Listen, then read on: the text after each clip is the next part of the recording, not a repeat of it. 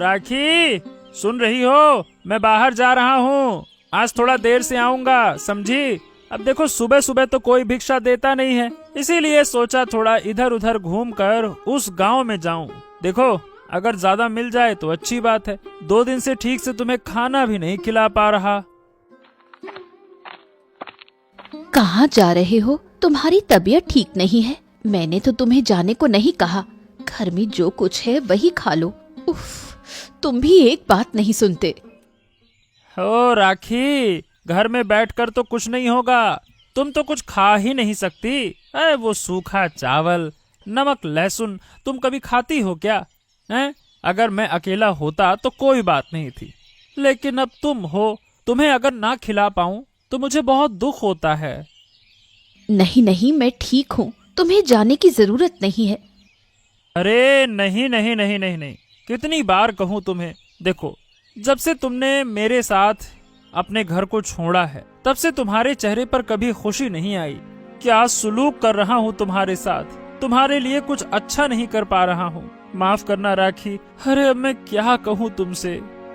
मैं कह रही हूँ ना, सुनो, मैं तुम्हारे आगे हाथ जोड़ती हूँ, मैं तुम्हारे साथ खुश हूँ। विश्वास करो, ज्यादा मत सोचो, सब ठीक हो जाएगा। ये सारी मुसीबतें खत्म हो जाएंगी। ये तो सिर्फ शब्दों की बात है राखी, छोड़ो, मुझे देर हो रही है, अब मैं जाता हूँ। सुनो तो। हाँ हाँ, आ रहा हूँ आ रहा हूँ। माधव बाबू, कैसे हैं आप? अरे देवराज, अपना पैसा लेने आए हैं क्या? ये लो, आपकी बख्शीश महाराज से अपने बिजनेस छिपाने के लिए। बहुत बहुत धन्यवाद आपका। हाँ बिल्कुल बिल्कुल बिल्कुल, आपका जो भी बिजनेस है अगर महाराज को पता चल जाए तो वो एक ही दिन में सब खत्म कर देंगे। हाँ।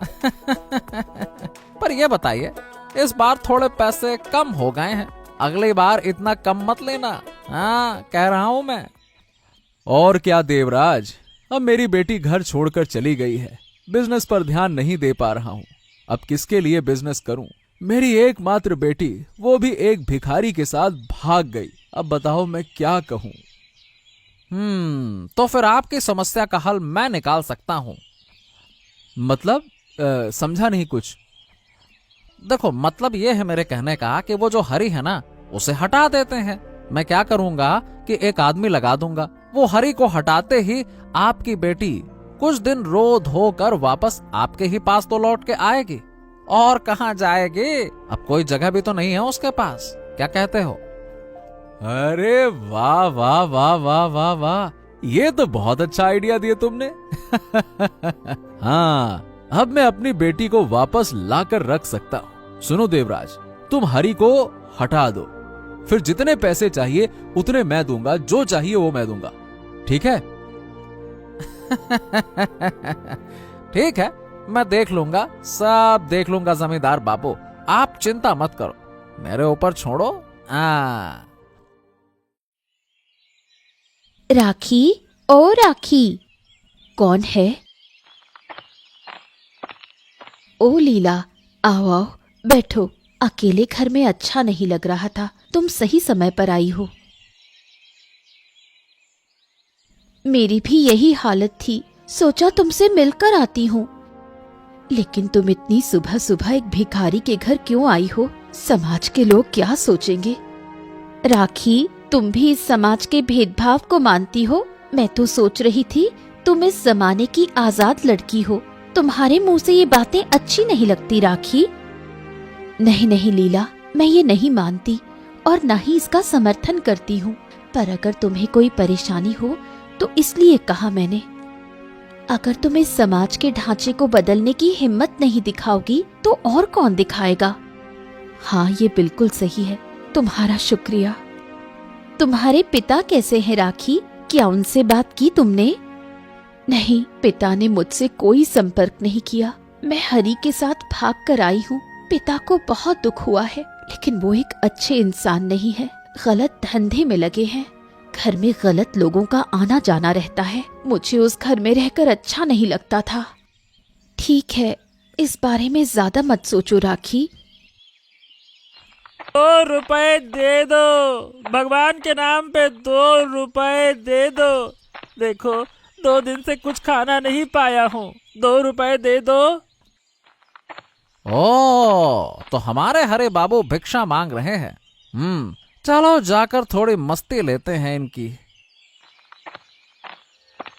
अरे देवराज बाबू, थोड़ी सी भिक्षा देकर मदद करिए, बहुत दिनों से कुछ खाया नहीं है। अगर आप मदद करते तो बहुत आभार होता। ओ, बहुत दुख हो रहा है ना खाना ना पाकर, क्यों हैं?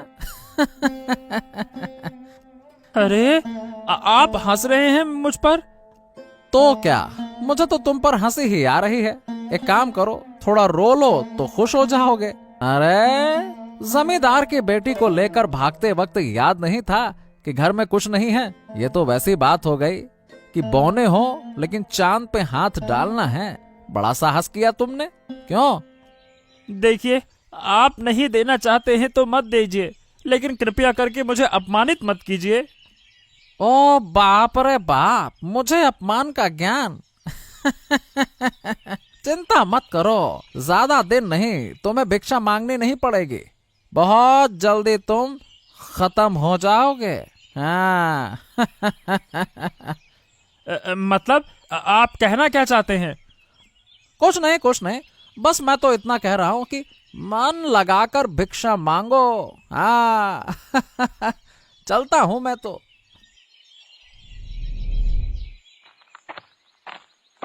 महारानी, आप क्या कर रही हैं? कुछ खास नहीं कर रही थी।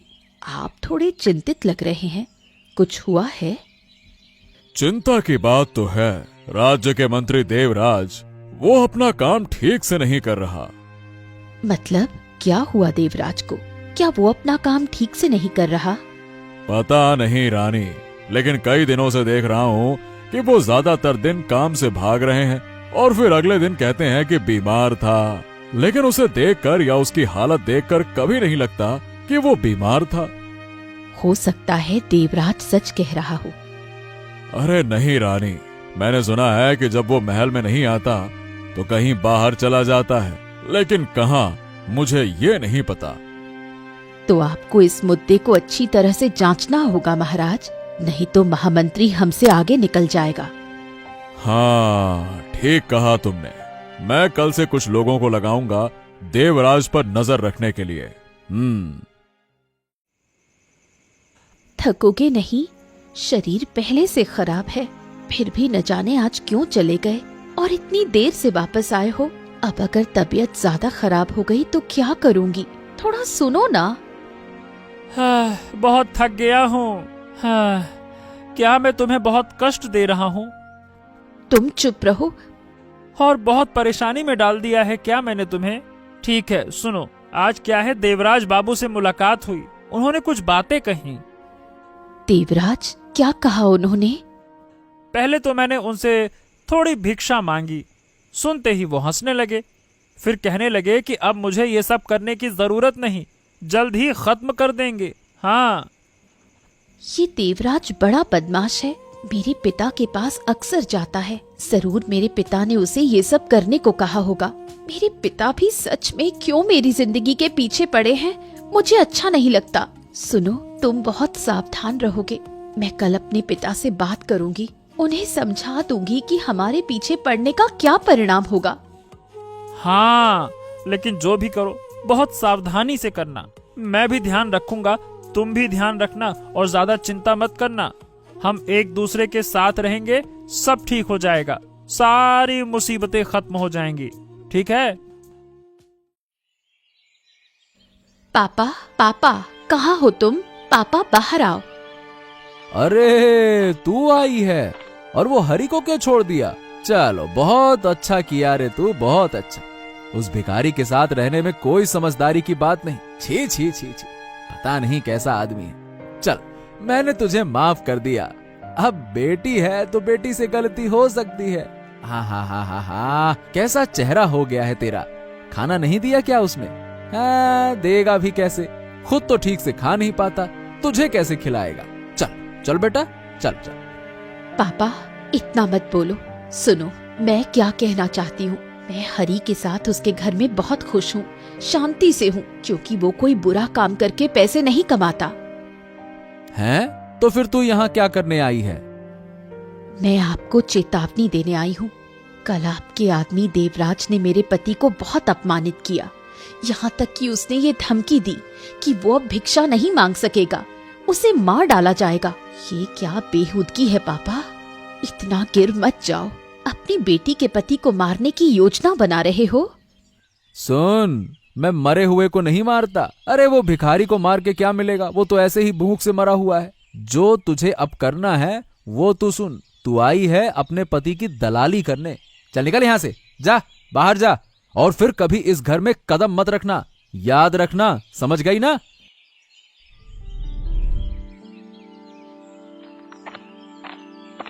प्रणाम महाराज, प्रणाम। शुभ प्रभात। शुभ प्रभात, शुभ प्रभात। मैंने जो काम तुम्हें दिया था वो काम हुआ क्या?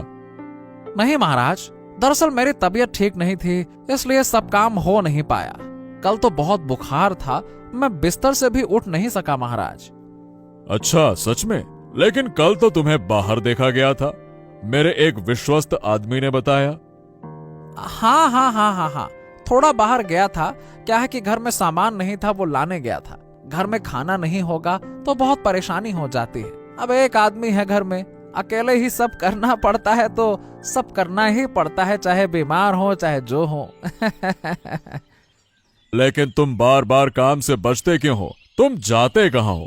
मुझे तो कुछ नहीं बताते, और काम भी अधूरे पड़े हुए हैं। अगर ऐसा ही चलता रहा तो बहुत परेशानी होगी। दरअसल महाराज, मैं तो राज्य के काम से बाहर गया था। राज्य में क्या हो रहा है ये जानना भी तो जरूरी है ना। और कौन करेगा ये काम अगर मैं नहीं करूंगा, इसीलिए कभी कभी बाहर जाना पड़ता है। ये तो मुझे बताकर जाना चाहिए ना, नहीं तो मैं समझूंगा कैसे? क्या मुझे कोई सपना आएगा क्या? गलती हो गई महाराज, गलती हो गई। अगली बार से आपको बताकर ही जाऊंगा, क्षमा करें। लीला, अरे ओ लीला, सुनो, मुझे माधव बाबू के पास जाना होगा। एक काम हो सकता है, समझी? अगर ये काम हो गया तो कई समस्याएं हल हो जाएंगी, थोड़े पैसे भी आ जाएंगे। माधव बाबू, यानी वही राखी के पिता? हाँ, क्या तुम उन्हें जानती हो? हाँ, जानती हूँ। सुनो, तुम जो भी कर रहे हो वही करो। तुम्हें उनके पास काम करने नहीं जाना चाहिए।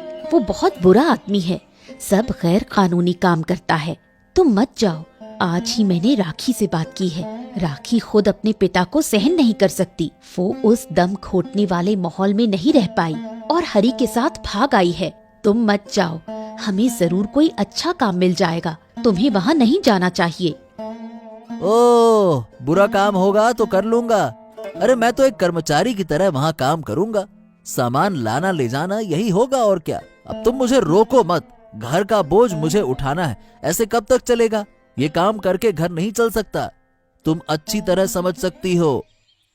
ठीक है, लेकिन जो भी करना हो बहुत सावधानी से और समझदारी से करना।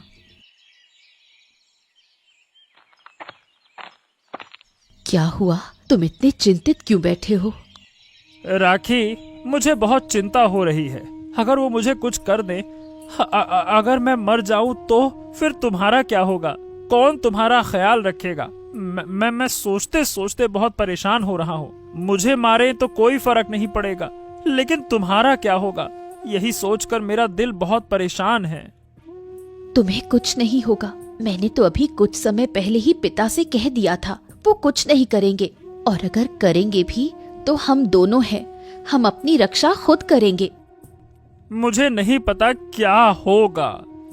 तुम चिंता मत करो, हम कोई ना कोई रास्ता जरूर निकाल लेंगे। कोई भी हमें नुकसान नहीं कर पाएगा, देख लेना तुम। लेकिन क्या तरीका निकाला जाए? मैं तो एक साधारण इंसान हूँ, मेरे पास तो कोई काम नहीं है।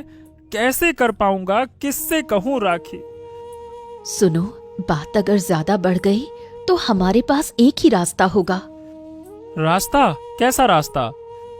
हमें महाराज के पास जाना होगा। महाराज ही हमारी मदद कर सकते हैं और मेरे पापा और देवराज को वही सबक सिखाएंगे। प्रणाम जमींदार बाबू, आपने मुझे आने को कहा था। बताइए क्या काम है? ओ आदित्य, तुम आ गए। वाह वाह वाह, बहुत सही समय पे आए हो। अच्छा, क्या तुम्हें किसी काम का अनुभव है पहले? हाँ जमींदार बाबू, पहले क्या है कि मैं माल लेकर आना जाना करता था, आलू सब्जी के बोरों के साथ। हाँ तो ठीक है, लेकिन मेरे पास वैसा काम नहीं है। मेरे पास जो है वो थोड़ा अलग है। हाँ हाँ जमींदार बाबू, मैं सब कर सकता हूँ, बस आप थोड़ा समझा दीजिए, बाकी मुझ पर छोड़ दीजिए। हाँ तो ठीक है, सुनो। मेरे पास बहुत सारे धंधे हैं, उनमें से एक है नशे का धंधा। अब ये काफी बिकता है, लेकिन गांव के लोग इसके बारे में जानते नहीं हैं। तुम्हें घर घर जाकर ये पैकेट्स पहुंचाने होंगे और बताना होगा कि ये चीज कैसे बनती है और इसे खाने के बाद आदमी क्या से क्या हो जाता है। बस यही करना है तुम्हें। नशे का धंधा? लीला ने तो मुझे बताया था कि वो बुरा धंधा करती है, लेकिन मैंने सोचा था माल ही लोड करूंगा, लेकिन यहाँ तो सीधे मुझे लोगों को नुकसान पहुंचाने के लिए कहा जा रहा है। ओहो, ये घटिया चीजें बेचने को कहा जा रहा है। नहीं नहीं नहीं नहीं, मैं ये काम कभी नहीं करूंगा, वरना मैं खुद ही छोटा हो जाऊंगा। हाँ। अरे क्या हो गया, किस सोच में पड़ गए? बताओ, तुम कर लोगे ना? हाँ हाँ हाँ, वो मैं कर लूंगा। ठीक है जमींदार बाबू, एक चीज लाना भूल गया था, मैं घर से वो लेकर आता हूँ। हाँ हाँ ठीक है, जाओ लेकर आओ, जाओ। क्या मैं आ सकती हूँ महाराज? हाँ, आओ आओ आओ। तुम तो राखी हो ना, माधव जमींदार की बेटी, है ना? हाँ महाराज। अच्छा बताओ, क्या कहने आई हो? महाराज, मैं अपने पति हरि के साथ शादी करके घर बसा चुकी हूँ। हम दोनों बहुत खुश हैं। हालांकि ये शादी मैंने पापा की मर्जी के खिलाफ की थी, इसलिए अभी भी पापा मेरे पीछे पड़े हैं। कल देवराज बाबू ने मेरे पति को धमकी दी है कि वो उसे खत्म कर देंगे। क्या? देवराज मतलब मंत्री? हाँ महाराज, महामंत्री देवराज पापा के साथ मिलकर काम कर रहे हैं।